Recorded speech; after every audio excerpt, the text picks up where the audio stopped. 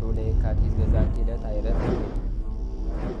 ቅዱስ ኤፍሬም መታሰቢያው ነው። በረከቱ በዚችም ዕለት የጴጥሮስና የሶፊያ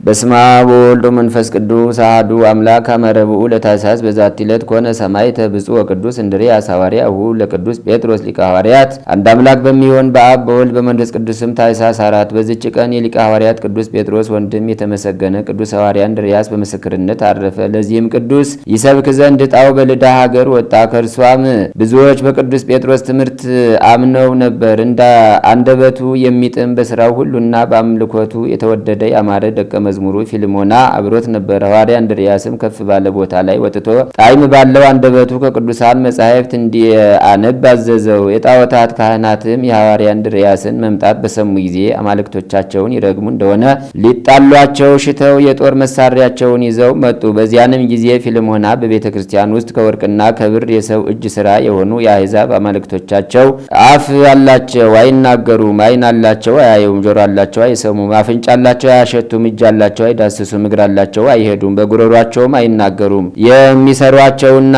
የሚያምኑባቸውም ሁሉ እንደነርሱ ይሁኑ እያለ ሲያነብ ሰሙ።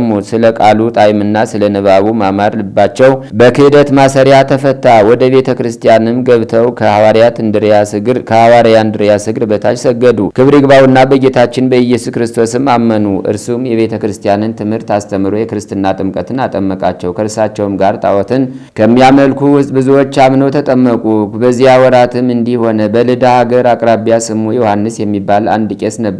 ለእርሱም አንድ ልጅ አለው። እርሱም ከባልንጀራው ጋር ሲጫወት በድንገት ገደለው። የሟች አባትም ልጄን የገደለ ልጅህን አሳልፈ ስጠኝ ሲል ቀሲስ ዮሐንስን ያዘው። ቀሲስ ዮሐንስም የሀገር ሰዎችን ሄጄ ሐዋርያ እንድርያስን እስከማመጣው ዋስሁኑኝ፣ እሱ የሞተውን ያነሳልኛልና ብሎ ለመናቸው። እነርሱም በተዋሱት ጊዜ ቀሲስ ዮሐንስ ወደ ሐዋርያ እንድርያስ ሄዶ ችግሩን ሁሉ ነገረው። ሐዋርያ እንድርያስም ቀሲስ ዮሐንስን ሂደህ አለው እንዲህ አለው፣ ከኔ ዘንድ የሚጠመቁ ብዙ ሕዝቦች ስላሉ ካንተ ጋር እሄድ ዘንድ አይቻለኝም። ግን ደቀ መዝሙር የፊልሞና አብሮ ይሄድ፣ እርሱ የሞተውን ያስነሳልሃል አለው። ሐዋርያ እንድርያስም ከቄሱ ጋር ሄዶ የሞተውም ያስነሳለት ዘንድ ፊልሞናን አዘዘው። ወደ ከተማውም ሲቀርቡ ቄሱንና ፊልሞናን ሰዎች በከተማው ውስጥ ሁከት ሆኗልና አገረ ገዡ እንዳይገድላችሁ ወደ ከተማ አትግቡ አሏቸው። ፊልሞናም እንዲህ አለ፣ እኔ የመምህሬን ትእዛዝ መተላለፍ አልችልም። የሞተውን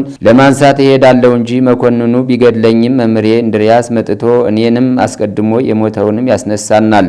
ሲገባም መኮንኑ ኒቆሮስን ተገናኘውና ፊልሞና እንዲህ አለው፣ ሀገርህን ለምን ታጠፋለህ? የሹሙ ከክፉ ነገር ሁሉ ሀገርህን ልትጠብቅ አይደለምን? መኮንኑም ይህ ሰው ነፍሰ ገዳይ ይመስላል አለ። ወታደሮችንም ይዛችሁ ሰቅላችሁ ግረፉት አላቸው። ወታደሮችም ይገርፉት ዘንድ ይዘው ሰቀሉት። ፊልሞናም ኒቆሮስ የተባለውን መኮንን እንዲህ አለው፣ የበደልኩት በደል ሳይኖር ለምን ሰቅለህ ትገርፈኛለህ? እኔ ታናሽ ብላቴና ስሆን ደቀ መዝሙሩን እኔን ሰቅለው ሲገርፉኝ ይመለከት ዘንድ ለመምህሬ እንድርያስ ማን በነገረው አለ። ወደ ወታደሮችም ፊቱን መልሶ እንዲህ አላቸው፣ ከውስጣችሁ የሚራራና የሚያዝንልኝ የለምን? በመስቀልና በመግረፍ እንዳለው ሂዶ ለመምህሬ ለመመሰቀልና በመገረፍ እንዳለው ሂዶ ለመምህሬ እንድርያስ ስለኔ ይነግረው ዘንድ አለ።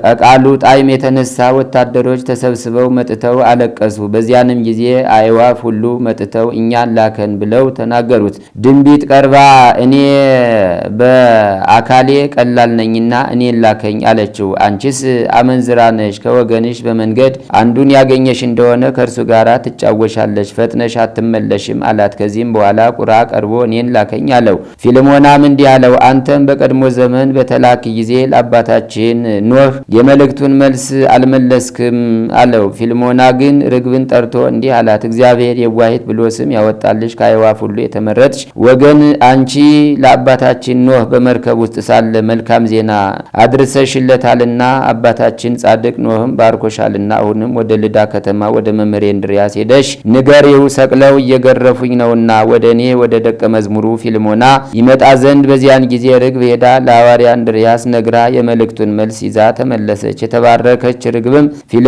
ለፊልሞና መምህር እንድርያስ እኔ እመጣለሁና አይዞህ በርታ ብሏል አለችው። በዚያንም ጊዜ ርግብ በሰው ቋንቋ ለፊልሞና ስትነግረው ኒቆሮስ መኮንን ሰማት፣ እጅግም አደነቀ።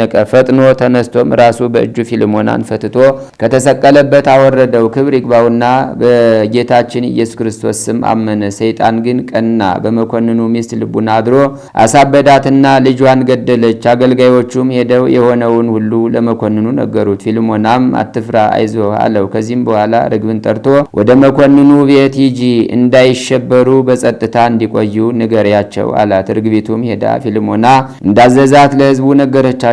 ሕዝቡም ርግቢቱ በሰው ቃል ስትናገር በሰሙ ጊዜ እጅግ አድንቀው ፊልሞና ወዳለበት ተሰበሰቡ። በዚያንም ጊዜ ሐዋርያ እንድርያስ ደረሰ። አስቀድሞ የሞተውን ያስነሳው ዘንድ ደቀ መዝሙሩ ፊልሞናን አዘዘው። እርሱም ክብር ይግባውና ወደ ጌታችን በመጸለይ ከሞት አስነሳው። ሁለተኛም ወደ መኮንኑ ቤት ሄዱ።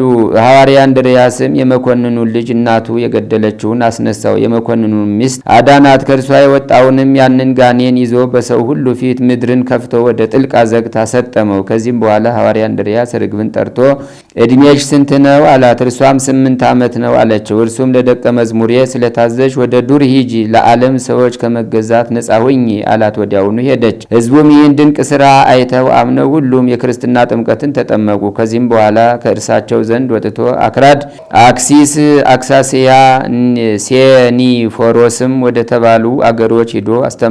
ከሐዋርያ በርቶሎሜዎስም ጋር ተገናኝቶ ጋዝሪኖስ ወደሚባል አገር በአንድነት ሄዱ። የሀገር ሰዎች እግዚአብሔርን ወደ ማወቅ እስከ ተመለሱ ድረስ ረዳት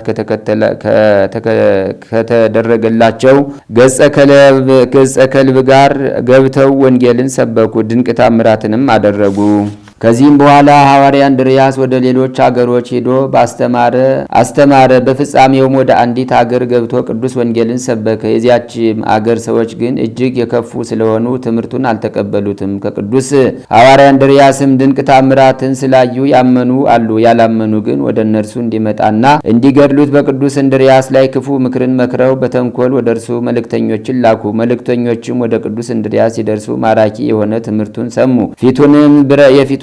ፊቱንም ብርሃን ሆኖ አዩትና ክብር ይግባውና በጌታችን አመኑ። ደቀ መዛሙርትም ሆኑት። ወደ ላኳቸውም አልተመለሱም። ሁለተኛም በእሳት ሊያቃጥሉት ተማከሩና ተሰብስበው ወደ እርሱ ሄዱ። እርሱ ግን የልባቸውን ክፋት ትታችሁ ትድኑ ዘንድ ክብር ይግባውና በጌታችን በኢየሱስ ክርስቶስ እመኑ። ይህ ካልሆነ ግን ለእኔ ያላችኋት ይህች እሳት እናንተን ትበላለች አላቸው። ቃሉንም ባልሰሙ ጊዜ ከሰማይ እሳት ወርዳ እንድታቃጥላቸው ክብር ይግባውና ጌታችንን ለምነው ወዲያውኑ እሳት ወርዳ አቃጠለቻቸው። በዚያች ሀገር አውራጃዎች ሁሉ ዜናው ተሰማ።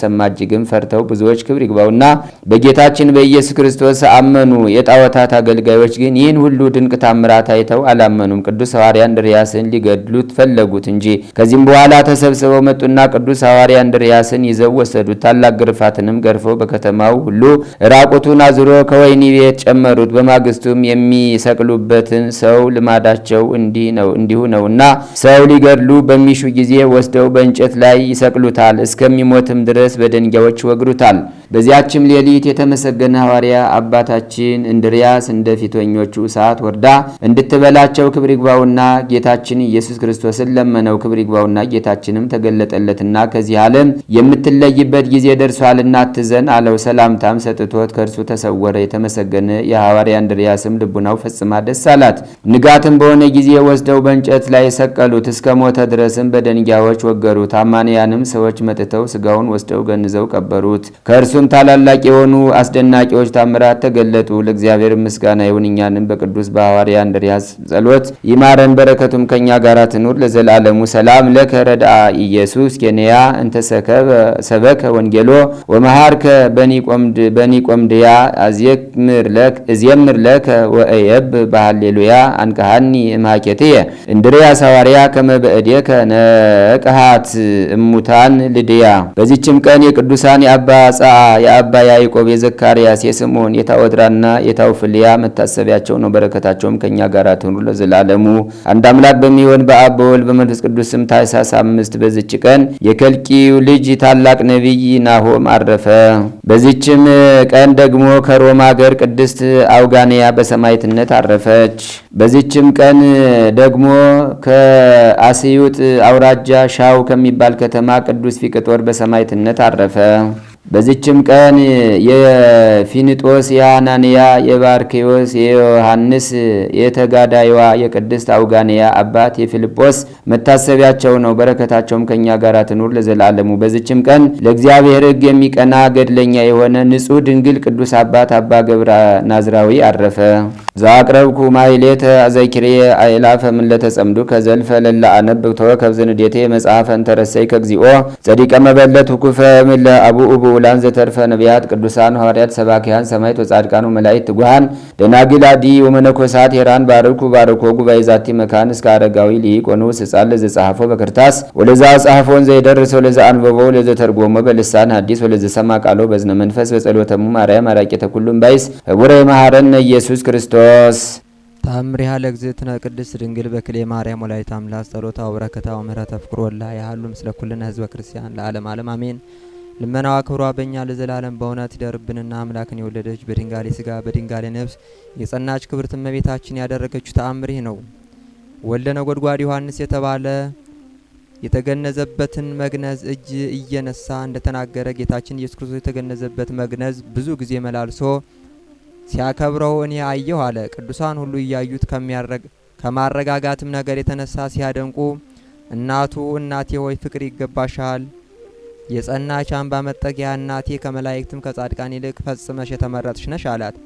በውስጧ 9 ወር ከ5 ቀን ለተቀመጠባት መርከብ አንቺ ነሽ፣ ፍቅር ይገባሻል። በምድር ላይ ሳለች ላደርኩባት የሰማይ ሁለተኛ ለምትሆን እናቴ ለማርያም ፍቅር አንድነት ይገባታል። ከፍጥረታት ሁሉ ለምትበልጥ ከፍ ለምትል ለአዳም ልጆች በኩር ለምትሆን ለእናቴ አንድነት ፍቅር ይገባታል። እኔ በእርሷ አድሬባት ለነበሩ ለተመሰገነች መንበር አንድነት ይገባል።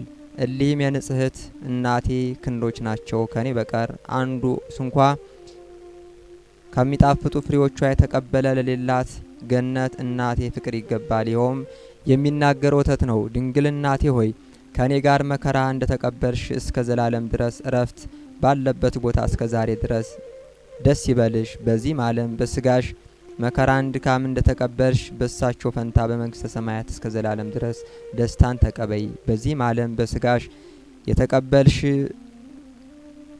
የተቀበልሽ ብትሆኝ አሁንም ከኔ ጋር ወደ ሰማይ አሳረግሽ ዘንድ ተነሽ። በክንድሽ እኔን የምታሳርፊ በዚሁ ስጋ ወደ ምድረ ግብጽና ወደ ብሔረ ኢትዮጵያ ብትሰደጅ ወደ ልዑላን ሰማያት ወደ ኪሩቤል ወገኖችሽም አደርስሽ ዘንድ ዛሬ ተነሽ።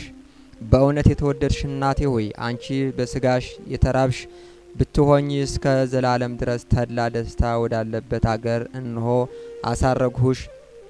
አንቺ በዚህ ስጋ ከኔ ጋር ካንዱ ወደ አንዱ ቦታ ብትመላለሽ ድንጋጼ ልቡናሽ እነሆ የተመላ ቢሆን ሞት፣ ሐዘን፣ መከራ፣ ድካም ወደ ሌለባት ልዕልት ወደምትሆን ወደ እረፍት ቦታ አገሬ ኢየሩሳሌም ለመሄድ ዛሬ ተነሽ። ዓይኖችሽ ልቅሶን ሐዘን የተሞሉ ቢሆኑ አንቺ ከዚህ ከመቃብር በአፍ ሁነሽ ያለቀሱ እነሆ ዛሬ የኪሩቤል መሰንቆች በሰማይ በፊትሽ ያመሰግናሉ። ጌታም ይህንን ተናግሮ የድንግል የእናቱን ስጋ ያረጋጋል። የክብሯ ገናናነት እጅግ ድንቅ ነው፣ ጌትነቱም ድንቅ ነው። በስጋ ካረገች ጊዜ ልጇ እጅግ አክብሯታልና ልመናዋ ክብሯ ለዘላለም በእውነት ይደርብን። የዮሐንስ ወልደ ነጎድጓድ በረከቱ አማላጅነቱ በሁላችን በሕዝበ ክርስቲያን ላይ ጸንቶ ይኑር ለዘላለሙ አሜን። አሁን እኮ የጸሎታችን ሁሉ ውጤት መልስ ያጣነው እንዲሁ በልምድ ስለሆነ ነው። ነገሮቻችን ስንጾም በዝም ብሎ ይገባል፣ ዝም ብሎ ይወጣል። ሱባኤ ይባላል እንጀምራለን፣ ዝም ብሎ ያልፋል። የምህላ ጊዜ ይባላል፣ ውጥላያችን ነጭ ሆኖ ይመጣል፣ ውስጣችን ጥቁር ነው፣ ዝም ብሎ ያልፋል። መልስ ጠፋ። ለምን ከፍ አድርገህ ድምፅህን ጆሮአችን ታደነቁራለህ? ለምን ዝም አትልም ይሉታል። እግዚአብሔር ሲለምን በትዕግስት የሚከለክሉ ሰዎች ብዙ ነበሩ።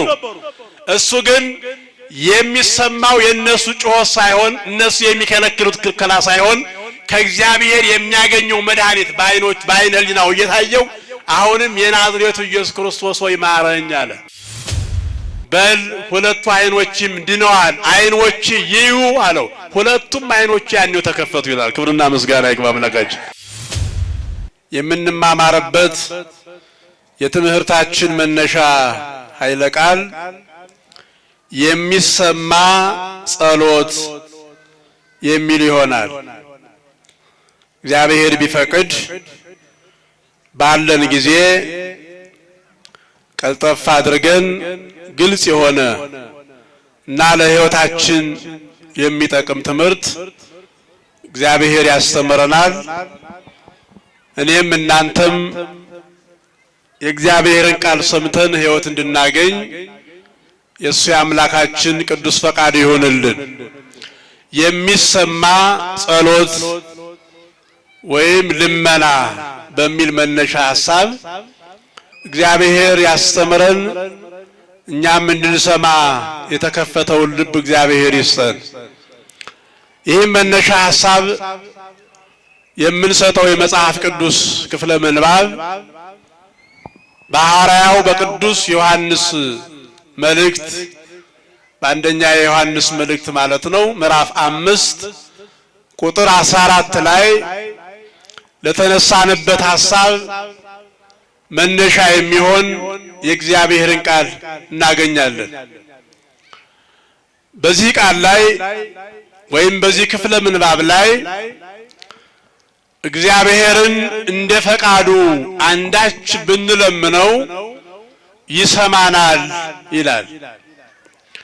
ስለዚህ እኔ ደግሞ እንዲገባንና ግልጥ እንዲሆንልን በእግዚአብሔር ዘንድ የሚሰማ ጸሎትና ልመና ምን አይነት ነው በሚለው ነገር ላይ እንድንማር እግዚአብሔር ስለፈቀደ በዚህ መልኩ አዘጋጅቼዋለሁ ማለት ነው። እግዚአብሔር ከሁላችን ጋር ይሁን። እንግዲህ ሁላችሁም ኦርቶዶክሳውያን እንደምታውቁት ሰው በዚህ ምድር ላይ ሲኖር ሁሉ ነገር አይሞላለትም። በዚህ ምድር ላይ ስንኖር ከሚሞላልን ነገር ይልቅ የሚጎልብን ነገር ይበልጣል። በአንድ በኩል ቀዳዳውን ስንሞላው በአንድ በኩል ይከፈታል። ዛሬ ሞልቶልኛል ተሳክቶልኛል ስንል ነገ ደግሞ ጎሎ እናያለን። ዛሬ ያገኘን የከበርን የተሻለ ቢመስለን ነገ ደግሞ ያ ሁሉ ይወሰድና ሌላ ታሪክ ይጀምራል። ስለዚህ ሰው በምድር ላይ ባለ የመኖር ሕይወት ውስጥ አንድ ቀን ሊጎልበት አንድ ቀን ሊያገኝ ይችላል። ዛሬ ጤነኛ ቢሆን ነገ ሊታመም ይችላል። ዛሬ ሙሉ ብንሆን ነገ ሊጎልብን ይችላል።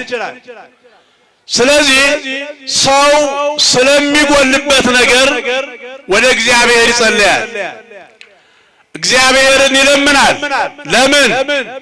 የጉድለታችን ሙላት ያጣነውን ነገር የምናገኝበት መንገዳችን እሱ እግዚአብሔር ስለሆነ እሱም ለምኑ ይሰጣችኋል፣ አንኳኩ ይከፈትላችኋል፣ የለመነ ሁሉ ያገኛል፣ ያንኳኳም ሁሉ ይከፈትለታል ይላል መድኃኒታችን ኢየሱስ ክርስቶስ። ሲያመስግኑት ይሄን አምላክ። አዎ ሰው ስለ ጉድለቱ ለምኖ እንደሚሰማ እንደሚደመጥ ራሱ እግዚአብሔር በማስተማር ዘመኑ በማይሻር ቃሉ ተናግሯል። ሰው ሙሉ ስላይደለ ማለት ነው። ወደ እግዚአብሔር የምንጮህባቸው፣ የምንጸልይባቸው፣ የምንለምንባቸው ብዙ ነገሮች ስላሉን እግዚአብሔር ለምኑ ይሰጣችኋል፣ አንኳኩ ይከፈታል፣ የለመነ ሁሉ ያገኛል፣ ያንኳኳ ሁሉ ይከፈትለታል ብሎ በመለኮታዊ ቃሉ ተናግሯል።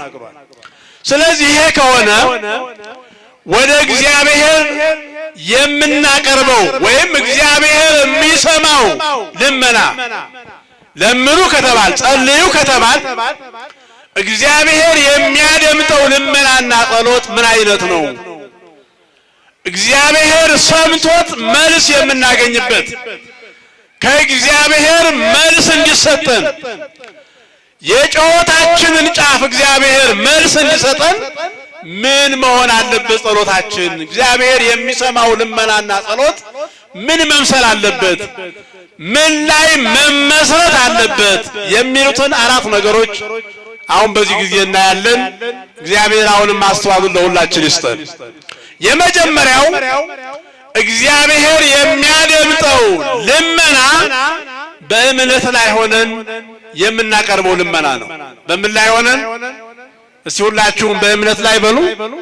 በእምነት ላይ ሆነን ወይም አምነን የምንጸልየውን ጸሎት እግዚአብሔር እንደሚሰማን የምናነባውን እንባ እግዚአብሔር እንደሚያብስልን እግዚአብሔር ለጮታችን መልስ የሚሰጥ ጮታችንን ላለመስማት ጆሮውን የሚደፍን አምላክ ሳይሆን ጮታችንን የሚሰማ ሰምቶም ዝም የማይል መልስ የሚሰጠን አባት እግዚአብሔር እንዳለን አምነን በእምነት ላይ ቆመን ሳንጠራጠር በምንም ይሁን በምን ሁለት ሐሳብ ሳይኖረን ሰሚያችን እግዚአብሔር እንደሆነ አምነን የምንጸልየውን ጸሎት እግዚአብሔር ይሰማል። እስቲ አመስግኑት። ይህን አምላክ ይሰማል። ቃሉ ነው የሚለን። ግን ማመንታት የለብንም። ሁለት ሐሳብ አሁን የብዙዎቻችን ችግር ይሄ ነው። የብዙዎቻችን ችግር የምንጸልየው ጸሎት የት እንደሚደርስ ማን እንደሚሰማው እንዴት መልስ እንደሚመጣ ብዙዎቻችን አንረዳም። አንዳንዴ ጸሎቱን ጀምረን ሳናስተውለው የጸሎቱ ማውቂያ ላይ እንገናኛለን። ስለዚህ እንዲህ አይነት ጸሎት ልመና ሳይሆን በእምነት ላይ የሆነ የምናመልከው እግዚአብሔር የሚሰማን አምላክ መሆኑን አምነን ስንጸልይ እግዚአብሔር ይሰማል። እግዚአብሔር ሲሰማን ደግሞ የጸሎታችን መልስ ይመጣል። ልክ እንደ ዘካርያስና እንደ ኤልሳቤጥ እግዚአብሔር ምስጋና ይድረሰው። እንዲህ ይላል በማቴዎስ ወንጌል ምዕራፍ 21 ቁጥር 22 ላይ አምናችሁ በጸሎት የምትጠይቁትን ነገር ሁሉ ትቀበላላችሁ ይላል እግዚአብሔር። ወኩሎ ዘሳልክሙ በጸሎት እንዘ ተታመኑ ተነሱ።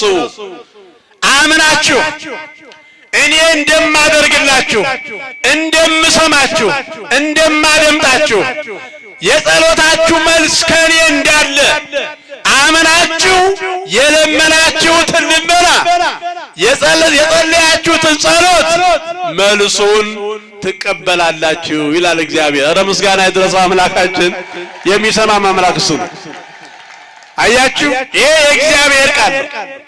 ስለዚህ በየትኛውም ጊዜ ምህላ ስንይዝ፣ ሱባኤ ስንይዝ፣ የጸሎት ጊዜ የነስም ይብዛም ባለችን ጊዜ ስንጸልይ እግዚአብሔር እንደሚሰማን አምነን መሆን መቻል አለበት። አንዳንድ ጊዜ የኛ ችግር እግዚአብሔር ይሰማኛል፣ እግዚአብሔር ያደምጠኛል፣ ትቶኛል፣ ረሶኛል፣ ዝም ብዬ ነው የምጸልየው የሚሉ ጩኸቶች በእኛ ሕይወት አሉ። እንዲህ አይነት በተለይ አንዳንድ ጊዜ ያሰብናቸው ነገሮች እንዳሰብናቸው ስላልሆኑ እግዚአብሔር ስራውን የሚሰራው በጊዜው መሆኑን ሳንረዳ ተስፋ የምንቆርጥና የእግዚአብሔር ሰሚነት ላይ ቸል የምንል ሰዎች ስላለን እግዚአብሔር እንደሚሰማን አምነን ከጸለይን ያ ጸሎት እግዚአብሔር የሚሰማው ጸሎት ነው።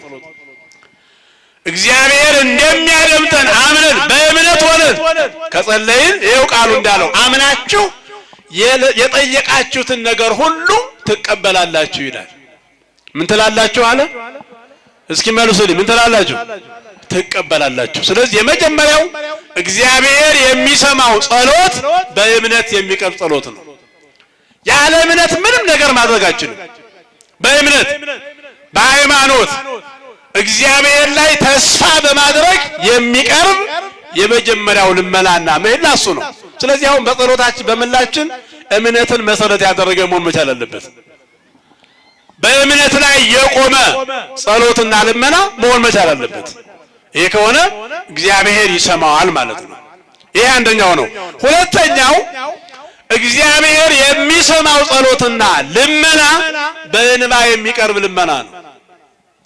በእንባ እያነባን በእግዚአብሔር ፊት እግዚአብሔር የጸሎታችንን መልስ እንዲሰጥ በተሰበረ ልብ ሆነን በሕይወታችን ያለውን ክፉ ሐሳብ አስወግደን አዲስ ሰዎች ሆነን በእንባ በታጀበ የምናቀርበውን ጸሎትና ልመና እግዚአብሔር ይሰማል።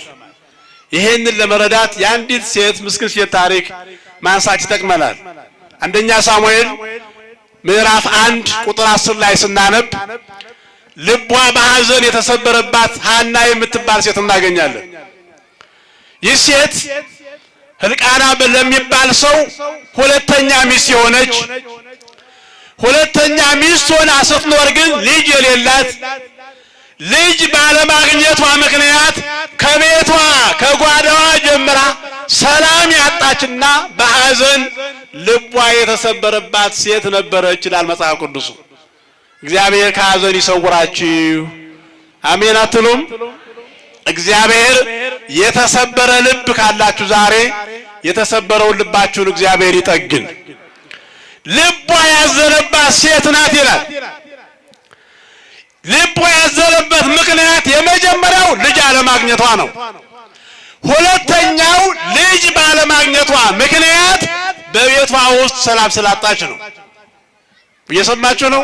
አንዳንድ ጊዜ እኮ ችግር ገጥሞን ችግራችንን እንኳ በአግባቡ እንዳንሸከም የሚያስቸግሩ ሰዎች ይኖራሉ። ተጎድተን እንኳ ጉዳታችንን አሜን ብለን እንዳንቀበል ሌላ የሚመጡብን የሚሰብሩ ምላሶች ይኖራሉ።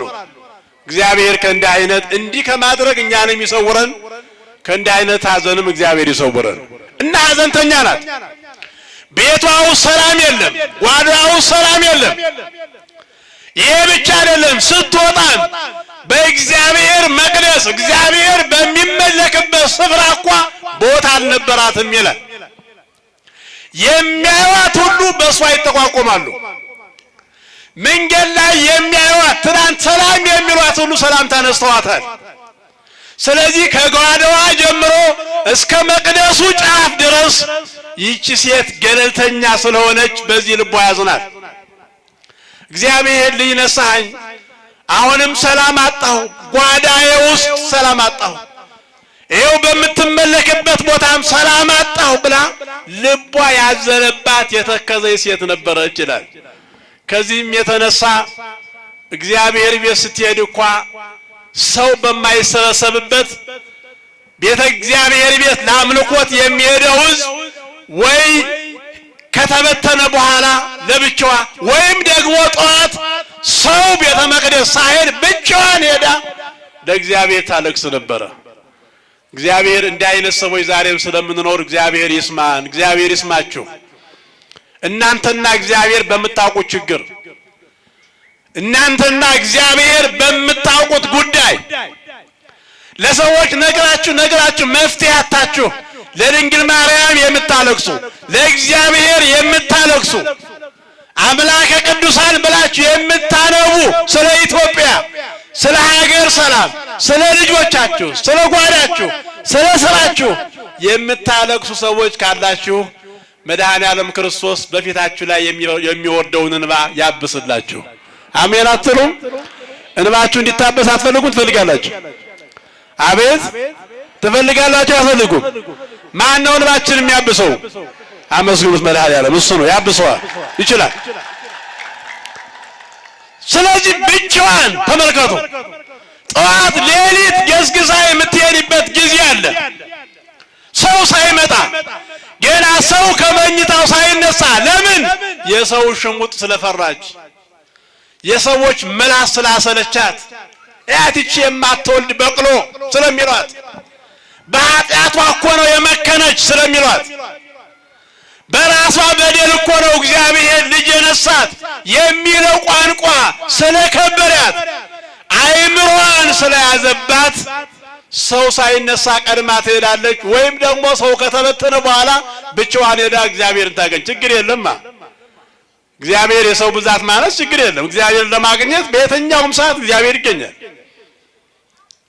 ስለዚህ እንዲህ ያደረገች የምትጸልይ የምታነባ ሴት ነበረች ይላል። አንድ ቀን ጠዋት ሄዳ ምንም ሰው ሳይነሳ አገልጋዩ ኤሊ ብቻ መቅደሱ ላይ ቁጭ ብሎ ድንኳኑ በር ላይ ስቅስቅ ብላ ፊቷ የለበሰችው ልብስ ውሃ የተደፋበት እስከሚመስል ድረስ ስለ ጉድለቷ እግዚአብሔር ሆይ እባክህን የደረቀውን ማኅፀኔን አለምልም፣ እባክህን ሰዎች በእኔ ላይ የሚያደርጉትን ነቀፌታ አስወግድልኝ፣ ይሄ ሁሉ የሆነው ልጅ ስላጣሁ ነው፣ እባክህን ልጅ ስጠኝና ነውሬን አስወግድ፣ ታሪኬን እንደገና እባክህ ጻፍልኝ ብላ መቅደሱ ፊት ሆና እያነባች እያለቀሰች እግዚአብሔርን ለመነች። ማንን ለመነች? አይሰማኝም። ማንን ለመነች? እኛ ስለ ችግራችን ማንን እንለምን? ስለ ጎደለብን ነገር ወደ ማን እንጭሁኛስ? ወደ እግዚአብሔር፣ ወደ እሱ ነው። መፍትሄ ከሱ ነው። ዛሬ በተለይ አሁን ባለንበት በዚህ ዘመን በእንዲህ አይነት ችግር ያሉ ሰዎች የሚሄዱበት ቦታ ብዙ ነው።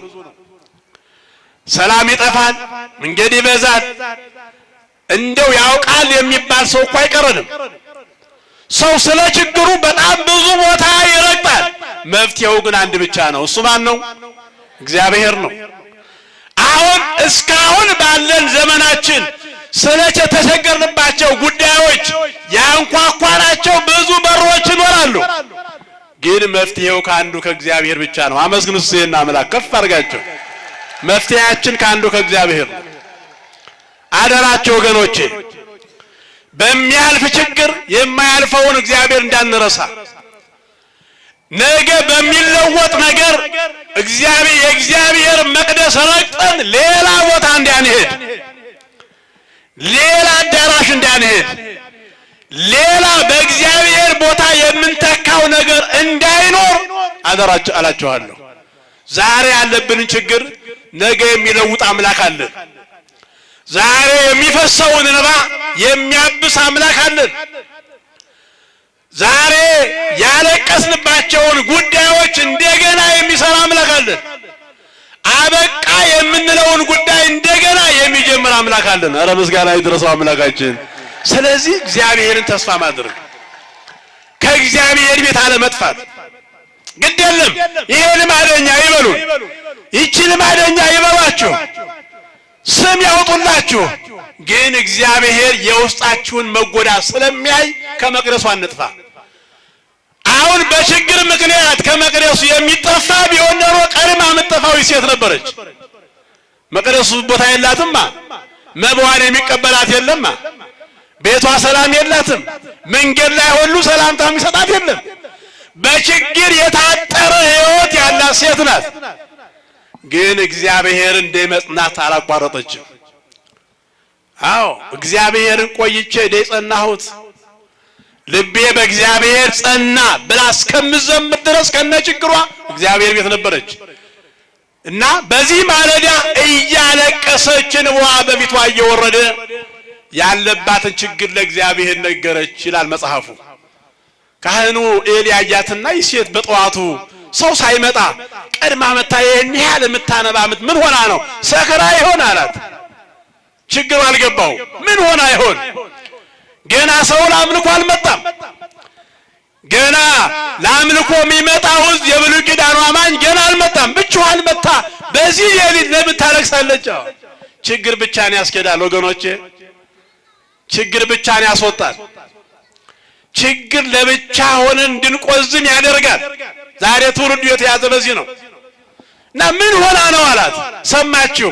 ጠጋለችና አባቴ አሁን ጠዋት ነው፣ እኔ የወይን ጠጅም አልጠጣሁም አልሰከርኩም፣ ነገር ግን ልቧ ያዘነባት ሴት ነኝ አለችው። እስኪ በሉት ይሄን ቃል። ምኗ ያዘነባት አለች? ልቧ ያዘነባት ሴት ነኝ።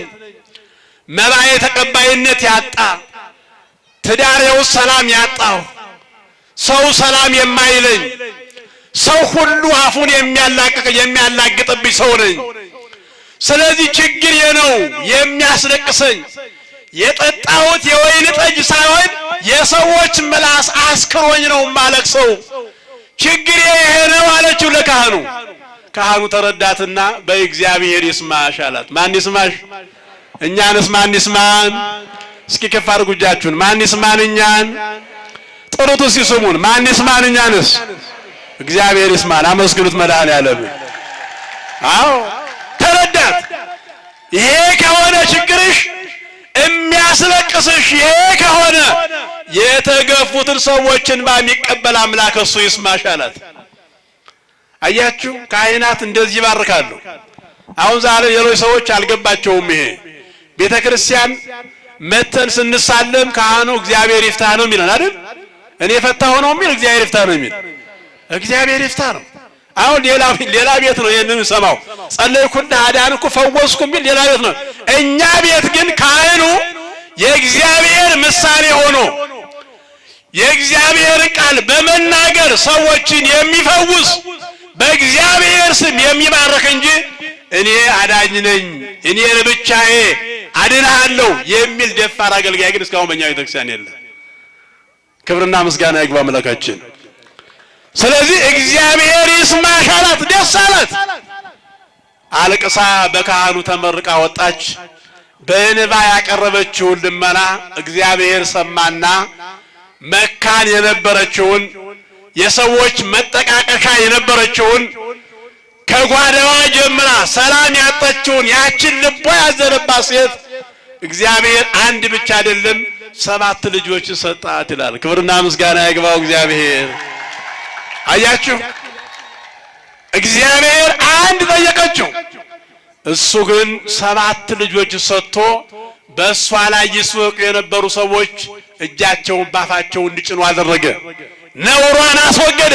ያን የተበላሸ ታሪክ ያ የመካንነት ታሪክ እግዚአብሔር እንደገና ገልብጦ አዲስ ታሪክ እግዚአብሔር ጻፈላት። ኧረ ምስጋና ይድረሰው እግዚአብሔር። የተበላሸባችሁን ነገር ሁሉ እግዚአብሔር ዛሬም በአዲስ ጻፈላችሁ። የአለቀሳችሁበትን ያነባችሁበትን በጣም የተጨነቃችሁበትን ነገር ሁሉ እግዚአብሔር እንደዚህ ሴት ይፍታላችሁ። ግን ጸሎታችን ልመናችን በእንባ የታጀበ መሆን መቻል አለበት። ስለ ኃጢአታችን ቢሆን አልቀሰን መለመን፣ ስለ ችግራችን ቢሆን እግዚአብሔርን ከልብ ሆነን አንድ እንባ ዘለል አውጥተን ከጠየቅነው እግዚአብሔር ነገ መልሳለሁ። አሁን እኮ የጸሎታችን ሁሉ ውጤት መልስ ያጣነው እንዲሁ በልምድ ስለሆነ ነው። ነገሮቻችን ስንጾም በዝም ብሎ ይገባል፣ ዝም ብሎ ይወጣል። ሱባኤ ይባላል እንጀምራለን፣ ዝም ብሎ ያልፋል። የምህላ ጊዜ ይባላል፣ ውጥላያችን ነጭ ሆኖ ይመጣል፣ ውስጣችን ጥቁር ነው፣ ዝም ብሎ ያልፋል። መልስ ጠፋ። በእንባ የሚታጀብ በእንባ የሚቀርብ ጸሎት መሆን አለበት ጸሎታችን። ወገኖቼ እባካችሁ ጉልበታችን እንሙላ። እኛም እናንተም እኛም አገልጋዮች እንደ አገልጋይ ይሁን፣ እናንተም እንደ ምእመን የሁላችን አባት እግዚአብሔር ስለሆነ ንስሐ ገብተን ጉድለታችንን ሞልተን በእንባ ስለ ሀገራችን፣ ስለ ኢትዮጵያ፣ ስለ ቤተ ክርስቲያናችን፣ ስለምናየው ክፉ ነገር፣ ስለሚገጥመን ክፉ ነገር ኢትዮጵያ ሰላም እንድትሆን ሰው በሰላም ወጥቶ እንዲገባ እግዚአብሔር አምላካችን እንዲሰማን እንደዚህች ምስኪን ሴት በእንባ ሆነን እግዚአብሔርን መለመን መቻል አለብን። ይኸው በእንባ ለመኑ፣ ሌሎችም አሉ። እግዚአብሔር በእንባ ጠየቁ፣ እግዚአብሔር ሰማቸው። የትናንት ታሪካቸው ተወግዶ አዲስ ሰው ሆነው በእግዚአብሔር ፊት መቆም ጀመሩ። ክብርና ምስጋና አመስግኑት እግዚአብሔርን። ይሄ ሁለተኛው ነው። ይሄ ሁለተኛው ነው። በእንባ የሚቀርብን ጸሎት እግዚአብሔር ይሰማል። ሶስተኛው እግዚአብሔር የሚቀበለው ጸሎትና ልመና በትዕግስት ሆነን ተስፋ ሳንቆርጥ እግዚአብሔርን መለመን። በምን ሆነን? በትዕግስት በሉ እስቲ። በምን ሆነን?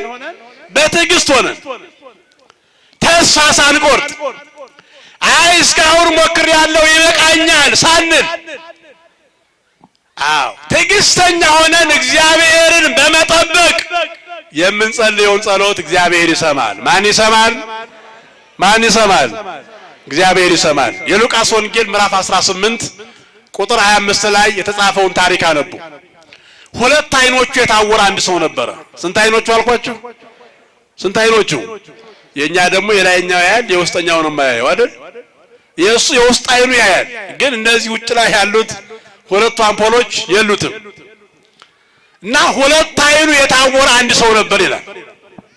ይሄ ሰው አይን የሚያበራ እውር፣ ጎባጣ የሚያቀና፣ ልምሾውን የሚተረትር፣ ጆሮአቸው የማይሰሙ ሰዎችን ጆሮአቸውን የሚፈታ አንድ አካል በናዝሬት እንደተወለደ ያውቃል።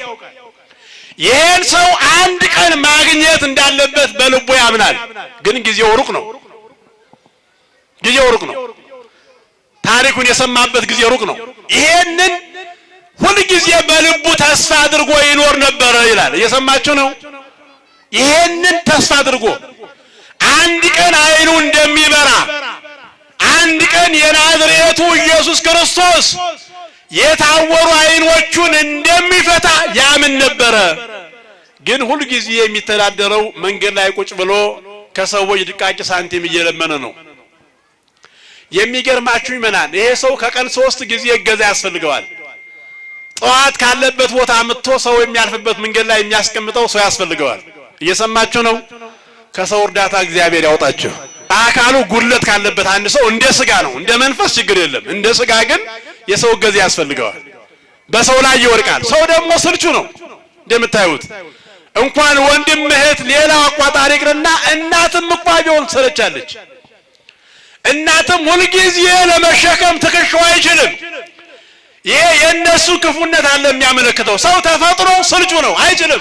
ሁልጊዜ አንድ ሰው መሸከም አይችልም። እግዚአብሔር ግን ለዘላለም ይሸከመናል። ኧረ አመስግኑት ይሄን አምላክ። ለዘላለም እግዚአብሔር አይሰለችንም። እግዚአብሔር ለዘላለም ምን አይለንም? እስኪ ቃሉን በሉልኝ። ምን አይለንም? አይሰለችንም። ሁልጊዜ እኛን ለመሸከም ትከሻው የማይጎብጥበት አምላክ ነው ያለን እና ጠዋት አውጥቶ መንገድ ላይ የሚያስቀምጠው ሰው ይፈልጋል። በሰው እጅ የወደቀ ነው መርቶ የሚወስደው። እንደገና ከሰዓት ደግሞ ያው መቼም ሰው ነውና የሚበላ ነገር የሚሰጠው ሰው ያስፈልገዋል። ማታ ፀሐይ ስትጨልም ደግሞ ከዋለበት ቦታ አንስቶ ወደ ማረፊያ የሚወስደው ሰው ይፈልጋል። በቀን ስንት ጊዜ ሰው ያስፈልገዋል? ኧረ አይሰማኝም። ስንት ጊዜ? 3 ጊዜ የሰው እገዛ ያስፈልገዋል። እንደው ሚመና አንድ ነገር ልጠይቃችሁ። እንደው በምትኖሩበት አካባቢ በጎረቤቶቻችሁ ደካማ ሰው የሰው እገዛ የሚያስፈልገው ሰው አይታችሁ ላግዘው ብላችሁ አግዛችሁ ታውቃላችሁ? ዱላ ይዞ መንገድ የሚያቋርጥ አይነ ስውር መርታችሁ ታውቃላችሁ? ታውቃላችሁ? አዎ ከሆነ ጥሩ ነው። ግን ብዙዎቻችን አልፈን ነው ምን ሄድ መንገድ እንኳን ለመጠቆም በዚህ ነው ማለፊያው ለማለት እንኳን የሚከብደን ሰዎች አለን። ከዚህ የራሰ ችግርም ያለባቸውን ሰዎች መርዳት የምንችል ሰዎች ጥቂት ነን። ግን ያስፈልጋል። ይሄ ሰው እኮ ወዶ አይደለም። ነገ እንደዚህ ሰው መሆን አለ እኮ እኛም አይደል? የኛ አካል ብረት አይደለም። ዛሬ እንደተጎዱ ሰዎች ነገ እኛ ዕጣ ፈንታው ይደርሰናል። የኛ ስጋ ነው ያ ስጋ፣ የኛ አካል ነው ያ አካል እና ከቀን 3 ጊዜ እርዳታ የሚያስፈልገው አይነ ስውር ነበረ ይላል። አይነ ስውር ነበረ እና አንድ ቀን በተቀመጠበት ቦታ ያን ይጠብቀው የነበረው የናዝሬቱ ኢየሱስ ክርስቶስ የድንግል ማርያም ልጅ ለብዙ ሰዎች ተስፋ የሆነው የብዙ ሰዎች ሸክም ያቀለለው አምላክ ሰው ሆኖ የተገለጠው ጌታ በፊቱ አለፈ ይላል። በፊቱ አለፈ። ደቀ መዛሙርቱና ሌሎችም ሰዎች አብረው ሲያልፉ አየ። ከሌላ ጊዜ ድምፁ ተለየበትና በፊቴ ያለፈው ሰው ማን ነው ብሎ ጠየቀ። እየሰማችሁ ነው? አሁን በፊቴ አንድ ኃይል አልፏል። ሌላ ጊዜ ከምሰማው ድምፅ የተለየ ድምፅ ነው አለ። ልቡ ብሩህ ነው። ይሄኛው አይንን የታወረ የውስጥ አይኖቹ ያሉ ማን ነው በፊቴ ያለፈ? አሁን በፊቴ ያለፈማ የናዝሬቱ ኢየሱስ ክርስቶስ ነው አሉት። በእኛም አካባቢ እግዚአብሔር ይለፍ፣ በቤታችሁ እግዚአብሔር ይለፍበት። አዎ ጉድሎት እንዲሞላ፣ የታወረው ነገር እንዲበራ፣ ተስፋ የቆረጥንበት ነገር እንዲሞላ እና የናዝሬቱ ኢየሱስ ክርስቶስ ነው የሄደ አሉት። ነው እንዴ? አዎ ይሄማ የምጠብቀው አይደል አለና ድምፁን ከፍ አድርጎ የናዝሬቱ ኢየሱስ ክርስቶስ ሆይ ማረኝ አለ። ምን በለኝ አለ? እስኪ እናንተ ማረኝ በሉ እስቲ። የናዝሬቱ በሉ እስቲ። ኢየሱስ ክርስቶስ ሆይ ማረኝ በሉት። ምን በለኝ? ሁላችንን ኢየሱስ ክርስቶስ ይማረን። ልብ በሉ፣ የሰው በጣም ብልህ ሰው ነው። ቀድሞ አይኖቼ ይከፈቱ አላለም። መጀመሪያ የጠየቀው የናዝሬቱ ኢየሱስ ክርስቶስ ሆይ ማረኝ እባክህን ልጅህን። ይኸው ለዘመናት እዚህ ቁጭ ብዬ ነው ያለው። ሁለት አይኖች አያዩም፣ አይኖቼ ይከፈቱ አላለም። የመጀመሪያ ጥያቄው የናዝሬቱ ኢየሱስ ክርስቶስ ሆይ ማረኝ አለ። ደስ የሚል ጸሎት ነው። ግን በጣም ብዙ ሰው ስላለ ኢየሱስ ክርስቶስ እያለፈ ነው፣ እየሄደ ነው። አሁን ደግሞ ይጮሃል። አሁንም ለሶስተኛ ጊዜ የናዝሬቱ ኢየሱስ ክርስቶስ ሆይ ማረኝ አለ። ሌሎቹ የሚሰሙት ሰዎች ግን ለምን ትጮህብናለህ አታርፍም ይሉታል። ለምን ከፍ አድርገህ ድምፅህን ጆሮአችን ታደነቁራለህ ለምን ዝም አትልም ይሉታል። እግዚአብሔር ሲለምን በትዕግስት የሚከለክሉ ሰዎች ብዙ ነበሩ። እሱ ግን የሚሰማው የነሱ ጩኸት ሳይሆን እነሱ የሚከለክሉት ክልከላ ሳይሆን ከእግዚአብሔር የሚያገኘው መድኃኒት በዓይነ ሕሊናው እየታየው አሁንም የናዝሬቱ ኢየሱስ ክርስቶስ ሆይ ማረኝ አለ። ምስጋና ይድረሰው መድኃኔዓለም ክርስቶስ። ኢየሱስ ክርስቶስም የዚህን በትዕግስት የሚጮኸውን ሰው በክልከላ ልመናውን ያላቆመውን ሰው ጸሎት ሰማና ቆመ ይላል። አያችሁ፣ ከሚሄድበት መንገድ እኮ እያለፈ እኮ ነው። ወደ ኢያሪኮ እየሄደ ነው። እግዚአብሔር ምድሪቱን እየባረከ እያለፈ ነው። ስለዚህ የዚህ ሰው በትዕግስት ሆኖ የሰዎችን ክልከላ ሳይሰማ የሚያረቀው የሚጸልየው ጸሎት ወደ ጆሮ ገባና መንገዱን አቁሞ ቆም አለና ያን የሚጮህ ሰው ጥሩት አለ ኢየሱስ ክርስቶስ። እኛን የሚስማ መድኃኔዓለም በእውነት የምህላ የጸሎት የእግዚአብሔርን በር የሚያንኳኳ እግዚአብሔር አይኖቹን ወደ እኛ እንዲገልጥ የሚያደርግ ምህላ ያድርግልን። አሜን አትሉም? ግን በትዕግስት እንጸልይ፣ በትዕግስት ሳንሰለች። ይሄ ዓለም የሚያመጣብንን የመሰልቸት መንፈስ እናራግፈው። አዲስ ሰው እንሁን። ሌሎቹ በዚህ እየበለጡን ነው ሌሎቹ። ስለዚህ አምጡት አለ። የዓይነ ስውር በትዕግስት በጮኸው ልመናው ጸሎቱ ናተባለ እየተመራ ወደ ኢየሱስ ክርስቶስ ቀረበ ይላል። እየተመራ አያችሁ፣ ከነ ችግሩ አይኖቹ አያዩም። ሰዎች እየመሩ ወሰዱና ከኢየሱስ ክርስቶስ እግር ስር ጣሉት። እኛም ከነ ችግራችን መተን በክርስቶስ እግር ስር ለመውደቅ ያብቃን። ምእመናን፣ በእግዚአብሔር ፊት የምንቆመው ንጹህ ስለሆነ አይደለም፣ የእግዚአብሔር ባህሪ ንጹህ ስለሆነ ነው። እግዚአብሔር የኛም መምጣት ይፈልጋል። ምንም እንሁን፣ የትም እንዋል፣ የትም እንደር፣ እግዚአብሔር የኛን ሸክም የኛን መጎስቆል አንድ ቀን የሚያቀራበት የራሱ መንገድ አለው። ከነችግራችን ቢሆን እንምጣ፣ ከነችግራችን እና ከነችግሩ ክርስቶስ እግር ስር ወደቀ። ስለዚህ ጌታችን ቀና አረገና አንተ ሰው ለምንሃል፣ ጮሃል፣ አልቅሰሃል፣ ምን ላደርግልህ ትወዳለህ አለው። አያችሁ፣ እግዚአብሔር ሲሰማ እንደዚህ ነው። እግዚአብሔር የሚያደምጠው ጸሎት እንደዚህ ነው። እግዚአብሔርን ያስቆማል። እግዚአብሔር እንዲናገር ያደርጋል። በትዕግስት የሚቀርብ ጸሎት ምን ላድርግልህ አለው እግዚአብሔር። አባቴ ኃጢአቴን ይቅር ካልከኝ ፈቃድ ከሆነ ሁለት አይኖቼ እንዲከፈቱ ፈልጋለሁ አለ። መጀመሪያ ማረኝ አለ። አሁን ምሕረት እንዲያገኘ ሲያውቅ ደግሞ ሁለቱን አይኖቼን ክፈትልኝ አለው። ኢየሱስ ክርስቶስም አንተ እምነት ታላቅ ነው፣ በል ሁለቱ አይኖችም ድነዋል፣ አይኖች ይዩ አለው። ሁለቱም አይኖች ያኔው ተከፈቱ ይላል። ክብርና ምስጋና ይግባ አምላካችን። የሉቃስ ወንጌል ምዕራፍ 18 ቁጥር 5 ላይ የምናገኘው ኤው በትዕግስት ሆኖ ተስፋ ሳይቆርጥ በቃኝ ከዚህ በኋላ ሳይል የሰዎች ክልከላ ሳያሰለቸው ዝም ሳይል በትዕግስት ሆኖ እግዚአብሔርን በመለመኑ ለዘመናት ተዘግተው የነበሩ አይኖቹ ተከፈቱ። ወራ መስግኑት ይሄን ጌታ። ይሄን አምላክ እንደዚህ ሰው ዛሬም የተዘጋብንን ነገር እግዚአብሔር ይክፈትልን።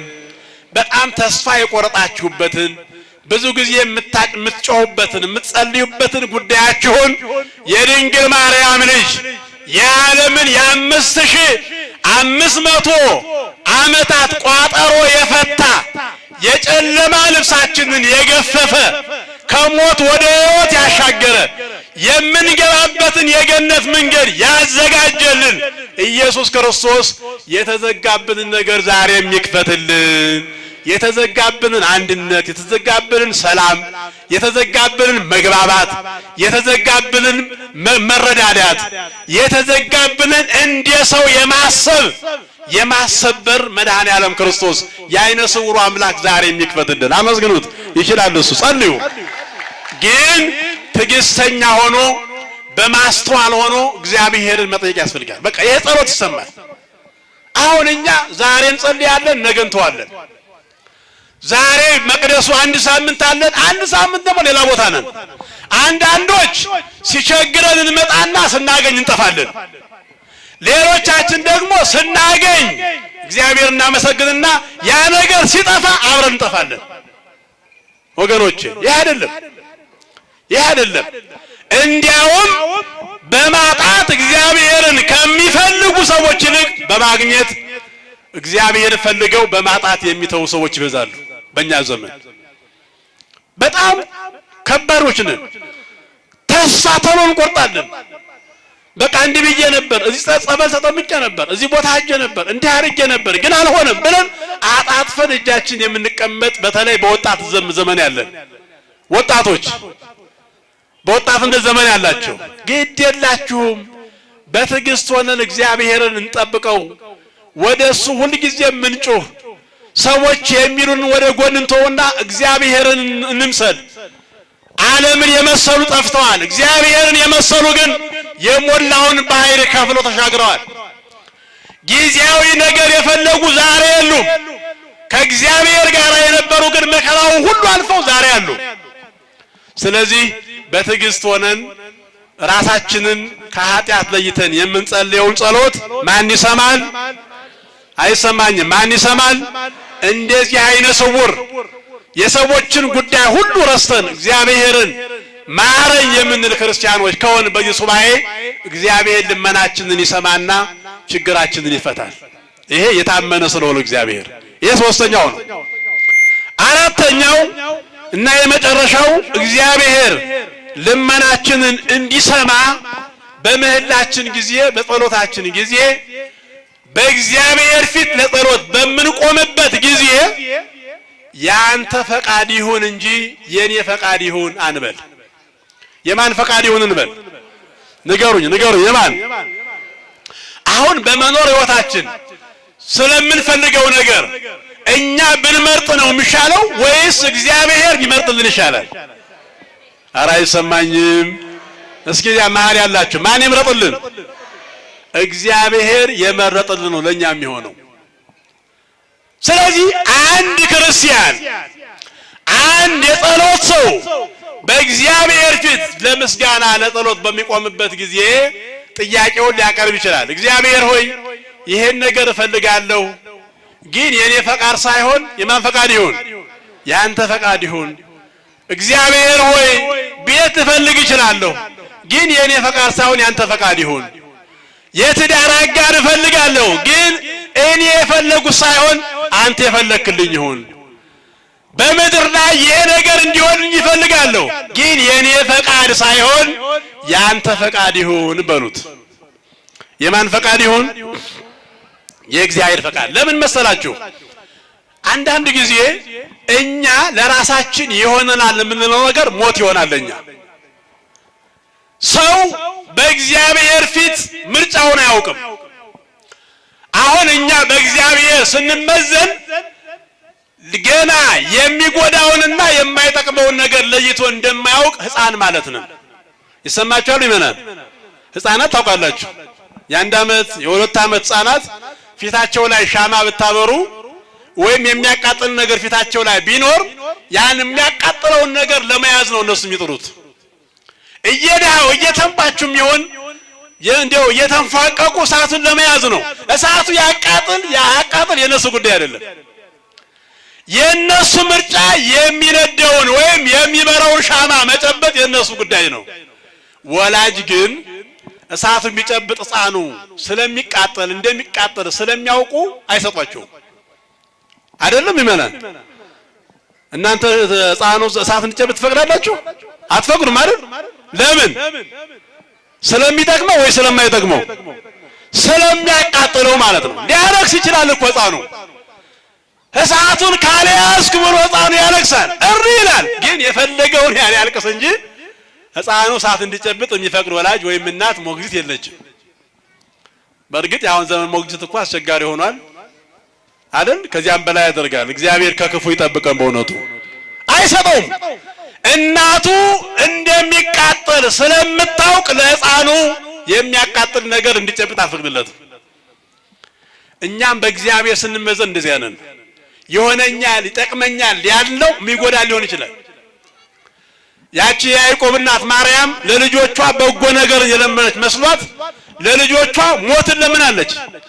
ጌታ ሆይ መምህር ሆይ ወደ ኢየሩሳሌም ሄደህ በኢየሩሳሌም ስትነግስ በኢየሩሳሌም ንግስናህን ስታረጋግጥ ልጆቼ አንዱ በግራ አንዱ በቀኝ ይሾሙልኝ አለች። ልብ በሉ። አሁን እሷ የመሰላት ኢየሱስ ክርስቶስ እስራኤል ሄዶ የእስራኤላውያንን የኢየሩሳሌም መንግስት መልሶ የሚነግስ ንጉስ ሆኖ ምድራዊ ንጉስ ሆኖ ዙፋን ላይ የሚቀመጥ መስሏት እሷ ልጆቼ አንዱ በግራ አንዱ በቀኝ ይሾሙልኝ አለች። በተዘዋዋሪው ሲተረጎም ግን ይህች ሴት የለመነችው ኢየሩሳሌም ስትሰቀል በመጨረሻ ቀራንዮ ላይ ስትወጣ አንዱ በቀኝ አንዱ በግራ ይሰቀሉ ማለት ነው። እየሰማችሁ ነው? አያችሁ? በጎ ነገር የለመንኩ መስዋዕት ሞትን ለመነች። እኛም እንደዚያ ነን። እኛም በቃ እኔ ያሰብኩት ካልሆነ እግዚአብሔር ሆይ ይሄ ነገር ካልተፈጸመልኝ ነገ አልመጣም ብሎ የሚሄድ ሰው እኮ አለ። ይሄ ነገር ካልሆነልኝ ከዚህ በኋላ ይሄን መቅደስ አልረግጥም የሚል ሰው ይኖራል። በጣም ስህተት ነው። በጣም ስህተት። ከእግዚአብሔር ጋር በጣም የምንጋጭበት ነገር አንዱ ይሄ ነው። ስለዚህ የምንፈልገውን ነገር በጸሎታችን ልናመለክት እንችላለን። ቅድም እንዳልኳችሁ አሁን እዚህ ባለን ሰዎች ልብ ውስጥ ብዙ የምንፈልገው ነገር ይኖራል። የምንፈልገውን ነገር በጸሎት መግለጥ ትክክል ነው። ግን ከገለጥን በኋላ ማሰሪያው ጌታ ሆይ የኔ ፈቃድ ሳይሆን ያንተ ፈቃድ ይሁን ነው። ይሄንን ጌታ ነው ያስተማረን ኢየሱስ ክርስቶስ በማቴዎስ ወንጌል ምዕራፍ 26 ቁጥር 28 ላይ ስናነብ ጌታችን ኢየሱስ ክርስቶስ ጸሎተ ሐሙስን ከደቀ መዛሙርቱ ጋር ስርዓትን ካሳየ በኋላ ወደ አታክልቱ ቦታ ሶስቱን ደቀ መዛሙርቱን ይዞ ወደ አታክልቱ ቦታ ገብቶ በፊታቸው ጸለየ ይላል። እየሰማችሁ ነው? ምን አለ? አይሰማኝም? ምን አለ? ጸለየ በደቀ መዛሙርቱ ፊት። ይሄ የራሱ የሆነ ትርጉም አለው። አሁን እዚያ ውስጥ አንገባም ስለሚያሳድረን። ግን ለሐዋርያት በችግራችሁ ጊዜ እንዲጸልዩ ብሎ ለማሳየት ምስክር ይዞ ከሐዋርያት ትላልቆቹን ሶስቱን ደቀ መዛሙርት ይዞ በፊታቸው ተንበርኮ ጸለየ ይላል። ምን አለ? አባት ሆይ ብትወድ ይህች ጽዋ ከኔ ትለፍ። ብትወድ እስቲ በሉ እናንተም እስቲ አባት ሆይ በሉ እስቲ። አይሰማም በሉ እስቲ አባት ሆይ በሉ። ብትወድስ ይህች ጽዋ ከኔ ትለፍ። ምን ትበል አለ? ከኔ ትለፍ አለ። ይሄን ካለ በኋላ ምን አለ? ነገር ግን የኔ ፈቃድ ሳይሆን ያንተ ፈቃድ ይሁን። አያችሁ እንግዲህ ክርስቶስ አምላካችን እንኳ ለኛ ጸሎት ሲያስተምረን ይሄን ነው ያለን። አሁን የሱ ፈቃድና ያ ፈቃድ አንድ ነው። አብ ወልድ መንፈስ ቅዱስ በፈቃድ አንዲት ናቸው።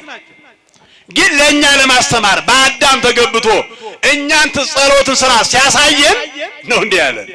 አባት ሆይ ብትወድ ይህች ጽዋ ከኔ ትለፍ፣ ነገር ግን የኔ ፈቃድ ሳይሆን ያንተ ፈቃድ ይሁን ብሎ ኢየሱስ ክርስቶስ ጸሎቱን በዚህ ሲቋጭ እናያለን። ስለዚህ ጌታችን ያሳየን ይሄን እንጸልይ፣ እንጠይቅ፣ ወደ እግዚአብሔር እናመልክት። ወደ እግዚአብሔር ችግሮቻችንን እንግለጥ። ወደ እግዚአብሔር ያለንን ሸክም ወደ እግዚአብሔር እናመልክት። ጌታ ሆይ ይህን እፈልጋለሁ። ኢትዮጵያ ሰላም እንድትሆን እፈልጋለሁ። ቤተሰቤ ሰላም እንዲሆን እፈልጋለሁ። እኔም ወጥቼ የምሰራበት እንዳገኝ እፈልጋለሁ። በሕይወቴ ይሄ ነገር እንዲሟላልኝ እፈልጋለሁ። ነገር ግን የኔ ፈቃድ ሳይሆን ያንተ ፈቃድ ይሁን ብለን በጸሎታችን ውስጥ በመኖር ሕይወታችን የእግዚአብሔር ፈቃድ እየጠበቅን ከኖርን የጠየቅነው ግን ነገር ይሆናል፣ ነገ ይፈጸማል። ያውም እግዚአብሔር ለይቶ ለኛ የማይጠቅመውን ያሳልፍና ለኛ ሕይወት የሚጠቅመንን ነገር እግዚአብሔር ይሰጣል። ክብርና ምስጋና ይግባ አምላካችን። ከቅዱሳን ረድኤት በረከት ያሳትፈን። የአባቶቻችን የቅዱሳን በረከታቸው ትርዳን ትጠብቀን። በስራችን ሁሉ የእግዚአብሔር ቸርነት አይለየን። ሀገራችንን በጽኑ ሰላም ይጠብቅልን፣ ህዝቡን ከህዝብ ያስማማልን። በዓለም የተበተኑትን ህዝበ ክርስቲያን ወገኖቻችን በቸርነት ጠብቅልን። አቡነ ዘበሰማያት ይትቀደስ ስምከ ትምጻእ መንግሥትከ ወይኩን ፈቃድከ በከመ በሰማይ ከማሁ በምድር ሲሳየነ ዘለለ ዕለትነ ሀበነ ዮም ህድግ ለነ አበሳነ ወጌጋየነ ከመ ንሕነኒ ንህድግ ለዘአበሰለነ የታበአነ እግዚኦ ውስተ መንሱት አላ ድነን ወባልሃንም ኩሉ እኩይ እስመ ዚአከ ይእቲ መንግሥት ኃይል ወስብሐት ለዓለመ ዓለም። በሰላመ ቅዱስ ገብርኤል መልአክ ወእግዝእቴ ማርያም ሰላም ለኪ ድንግል በህሊናኪ ወድንግል በስጋኪ እመ እግዚአብሔር ጸባኦት ሰላም ለኪ ብሩክት አንቲ እምአንስት ወብሩክ ፍሬ ከርስኪ ተፈሥሒ ፍሥሕት ወምልዕተ ጸጋ እግዚአብሔር ምስሌኪ ሰአሊ ወጸልይ ምህረታ በፍቅር ወልኪ ኢየሱስ ክርስቶስ ከመ ይስራይ ለነ ኃጣውኢነ ተማኅፀነ ብኪ ኦ እግዚእ ኢየሱስ ክርስቶስ ሠራይ ኃጢአት ሥራይ ኃጢአትየ ወኃጢአተ ኩሉ ሕዝብ ከማይሠራ ኃጢአት እግዚአብሔር ይፍታ። ንቁ ሚዲያ ለተመልካቾቹ ከሚያደርሳቸው ዕለታዊ ሳምንታዊና ወርሃዊ ዝግጅቶች መካከል የየዕለቱን ስንክሳር ወርሃዊና ዓመታዊ የቅዱሳን ገላትና ድርሳናትን በኢትዮ ማህበር የዩቲዩብ ቻናል ያቀርባል። የየዕለቱን ስንክሳር ባሉበት ሆነው በማድመጥ እንዲሁም ወርሃዊና ዓመታዊ የቅዱሳንን ዜና ሕይወታቸውን በማድመጥ ከቅዱሳኑ በረከትና ረድኤት እንዲያገኙ ንቁ ሚዲያ የሁል ጊዜ ምኞቱ ነው። በየዕለቱ የሚለቀቁ ዜና ቅዱሳንን ላይክ፣ ሼር እና ሰብስክራይብ በማድረግ አገልግሎቱን ይደግፉ። ንቁ ሚዲያ ርቱ የቤተ ክርስቲያን ልሳን